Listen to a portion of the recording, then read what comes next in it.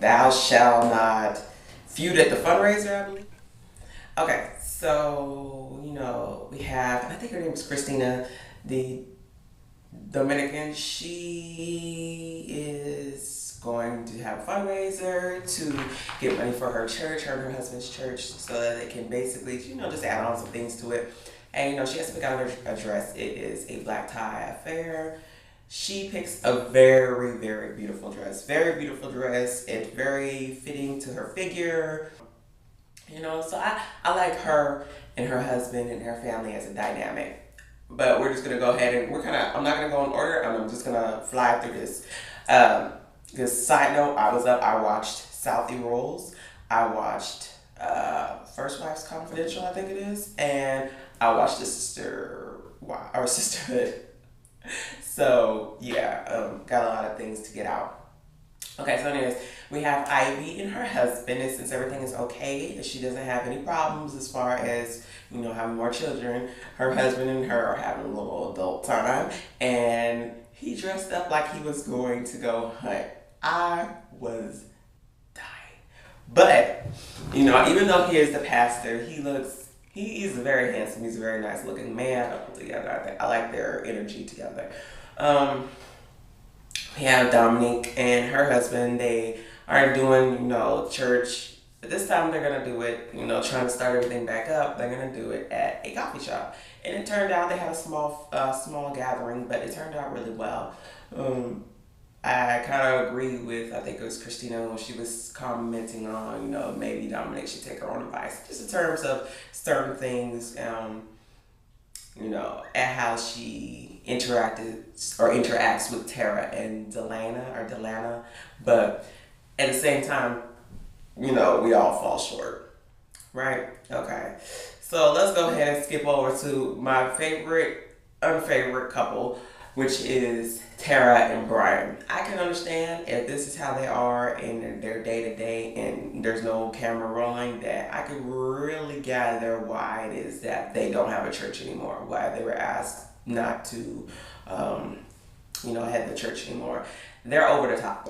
And like I said in a prior video, and I've said it probably twice in two different videos, they're back to doing, well, let me put it like this. They're back to doing the bar mitzvah stuff, Christian bar mitzvah, which is perfectly okay. And at this point, the poor party planner, she's kind of seeming like she's starting to get irritated and she's starting to get annoyed. Okay, first, he's very regal. He's very, and first, in the first scene when we have them, they're discussing, the event and getting, Christina's with her, getting the table designs down and things, and it is the division of her and her husband. I don't foresee that their child is sitting there saying, okay, I want to have a presidential bar mitzvah, and please ensure that I have caviar. And it's like, and the party planner was kind of like, it's not that type of party. At first she was like, well, then, it's kind of expensive to do caviar. And then she basically came out and said it's not that type of party. And it's not, unless you're going to be able to have caviar on each table or at the buffet or whatever, however the food is being set or laid out. What's the sense, okay? But let's go ahead and keep rolling.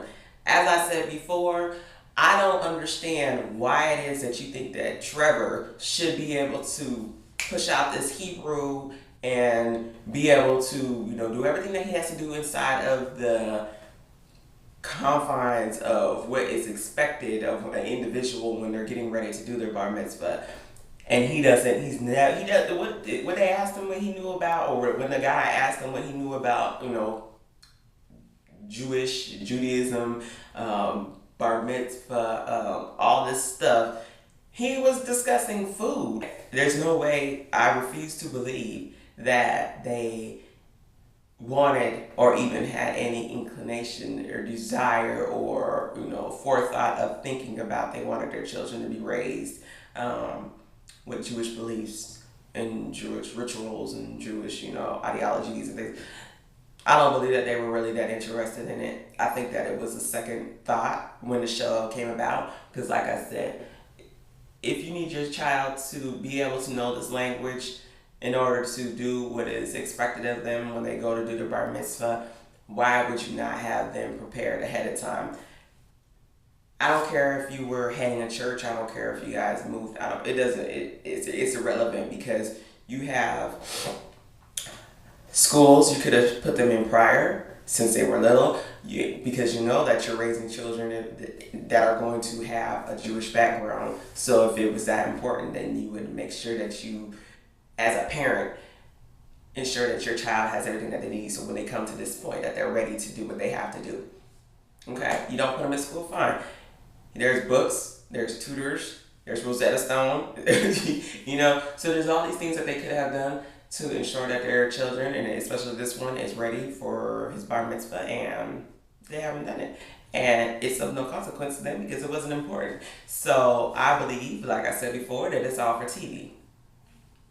And anybody who begs to differ, I'm sorry, I just don't, there's no way. Because it's irrelevant. It doesn't make any sense that they would do it at the last minute. Outside of that, Brian calls his dad to see if his dad will come to Trevor's bar mitzvah. And I'm going to say this: if your parents disowned you because you had a black wife, or because you gave up your religion, whatever the case, maybe they turn over a new leaf, maybe they don't.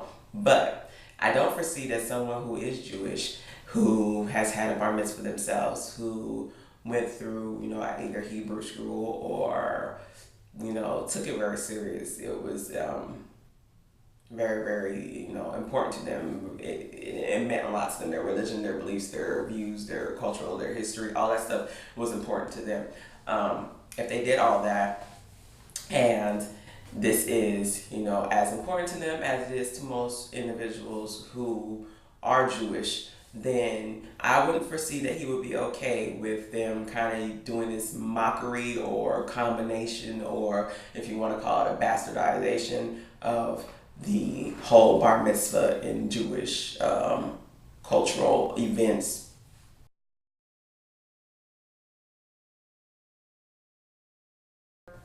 Pastor Brian does what Pastor Brian does. But you do what you do, Brian. You enjoy them bubbles. You and Mr. Bubble get your life, okay? But every man that I know, sports injury, adult time, and she ran the bath for the water for you are the only times you're going to see a grown man in the bathtub. Next. I don't need them to stop having the sisterhood, which is basically the first wives, and then First Wives Confidential, and then that damn show, The Plastic Wives or whatever. They got too many wife shows, unless you're gonna do like The First Wives or Real Housewives or the wives of, I don't know, let's see, South DeKalb, of Brooklyn, Orange County, King County, Rainier Ave, Baton Rouge, St. Bernard Parish, Unless you go, if you're gonna script a show and you could just go out there really and find some foolishness, just do me a favor and go out there and find the real foolishness instead of putting these damn love and hip hops and all those things on the television, because it's just way too much for my spirit to intake. Maybe I need like a show like, I don't know, the Cosby shows. I need some Cosby show type shows. Yeah. Probably. But I do watch Mary's show, and I think that they don't really script their stuff, but it's really good. Outside of that, you guys take care. All right? Bye.